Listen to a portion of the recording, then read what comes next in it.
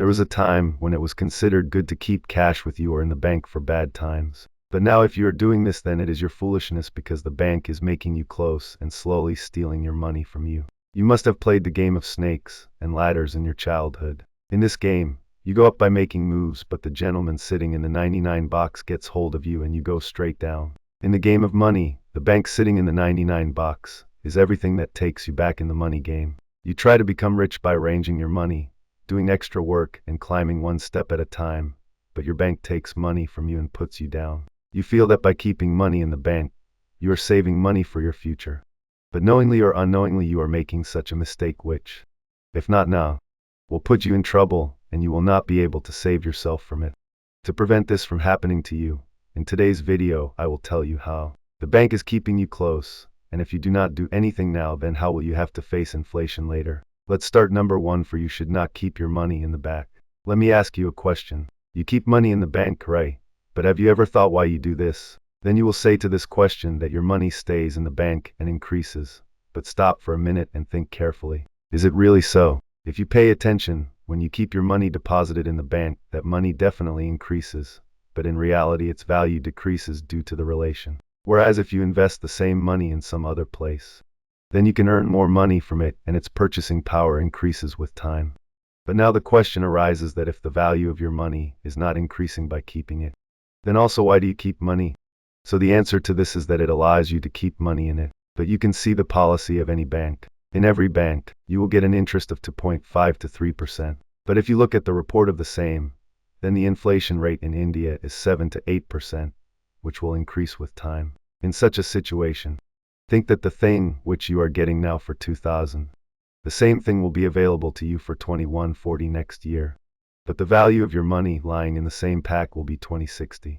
Now you tell me, by putting money in the bank, are you doing good to yourself or bad? Because inflation is increasing at its speed. You can buy many things in 100, but now you do not even realize how 100 gets spent. The bank makes super cash of your hard-earned money. Now the bank itself gives 9 to 15% less interest by lending that money to the bank. But in return it does not even give you half the interest, due to which your purchasing power decreases. For example, suppose you put 5 lakh in the bank, and after 1 year you say that it is worth 5 lakh. Because of this, a car worth 5 lakh will become worth 7 lakh.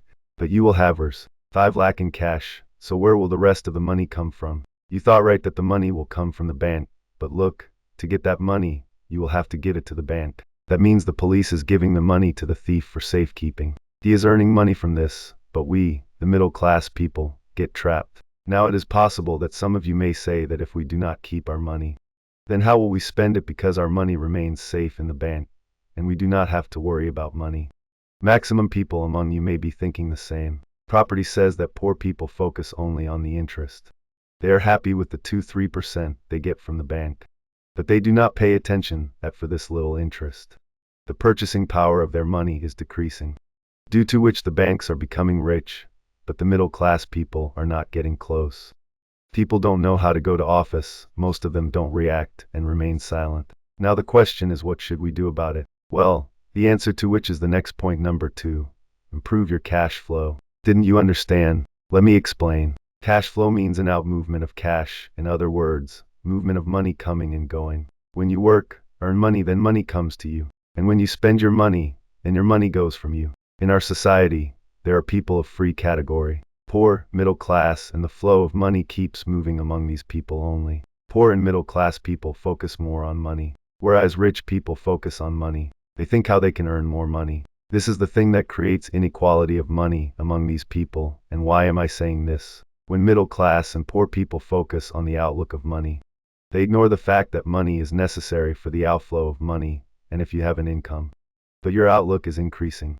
So how do you manage your expenses? If we talk about inflation, how will you cope with the rising inflation? Now you will say, obviously, because in bad times, no one is better than them.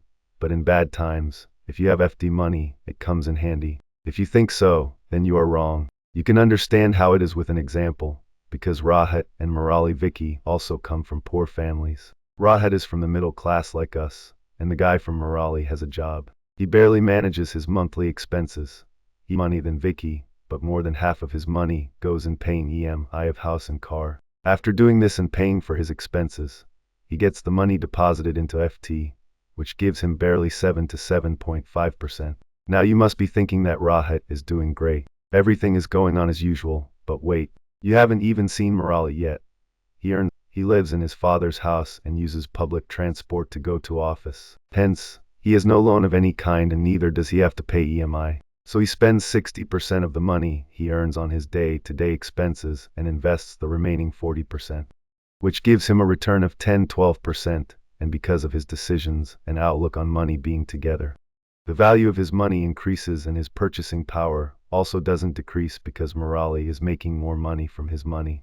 Instead of keeping his money directly in the bank, he is investing it in securities that give returns, and when he is getting returns on his money, the main capital keeps the returns in the bank with itself.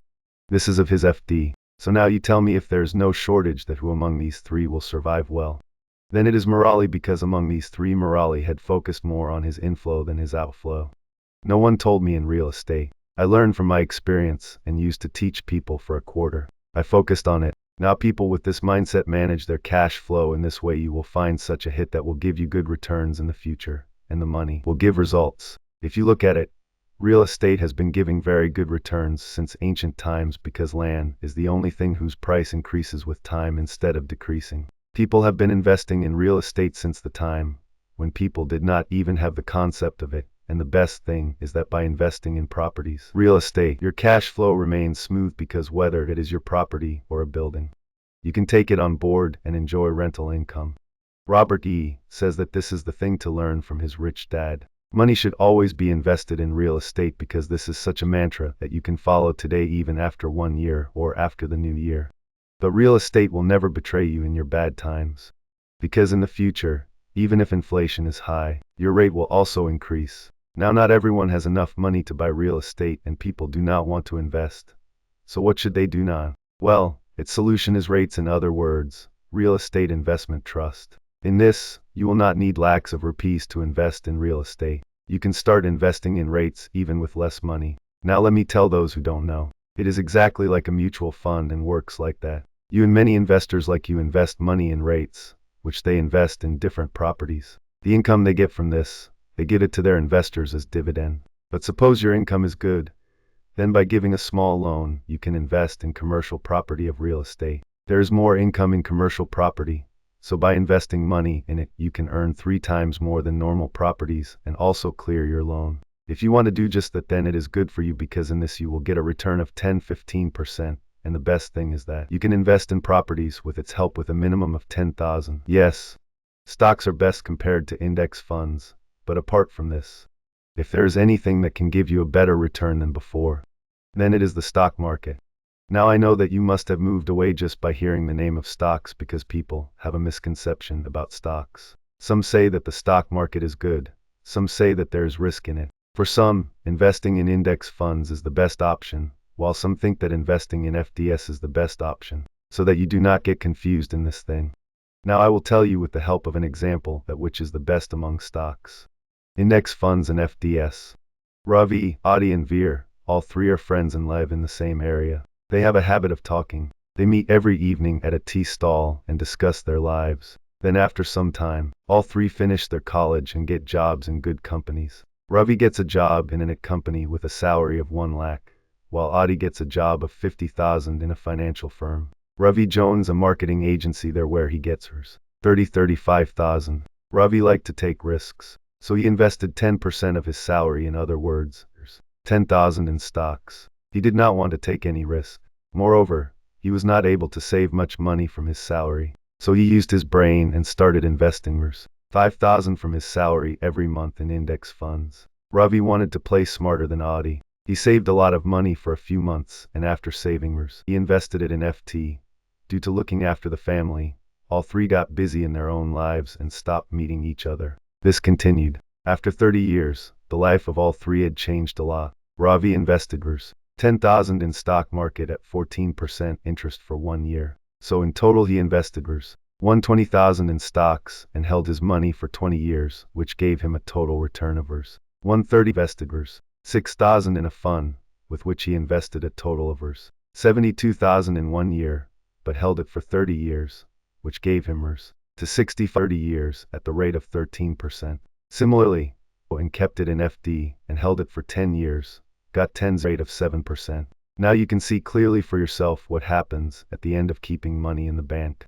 If you too are earning 40,000 per month and saving it for the future, then open your eyes or else I will take away your money. You must have understood why you should not be in the bank. Along with this, you must have got an idea that if you do not keep your money in the bank, then where can you keep your money? How did you like this video? Tell us by commenting.